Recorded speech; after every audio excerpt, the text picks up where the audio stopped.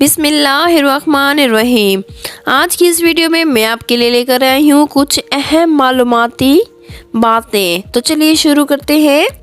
گھر میں بیر کا درخت ہو تو آسیں باتیں ہیں، گھر میں کبوتر آئے تو مشکلیں آسان ہوتی ہیں، گھر میں لال چونٹیاں ہو تو مشکلیں آتی ہیں، گھر میں بچھو ہو تو مصیبتیں آتی ہیں، گھر میں کتا ہو تو فرشتے نہیں آتے، گھر میں چھپکلی ہو تو مکوڑے آتے ہیں، گھر میں لال بیگ ہو تو مچھر آتے ہیں، بلی گھر میں بچے دے تو رزق میں اضافہ ہوتا ہے،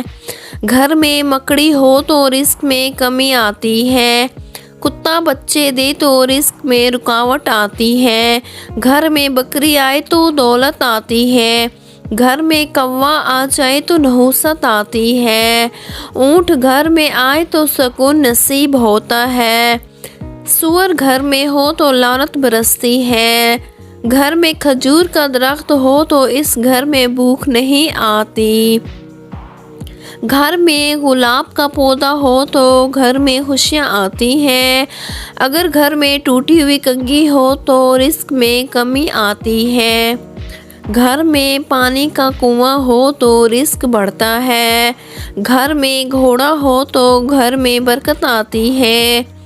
گھر میں رات کی رانی کا پودا ہو تو سانپ آتا ہے، گھر میں مکھیاں ہو تو بیماریاں آتی ہیں، سانپ بچے دے تو گھر میں مصیبتیں آتی ہیں، گھر میں بطخ ہو تو گھر میں جھگڑا نہیں ہوتا،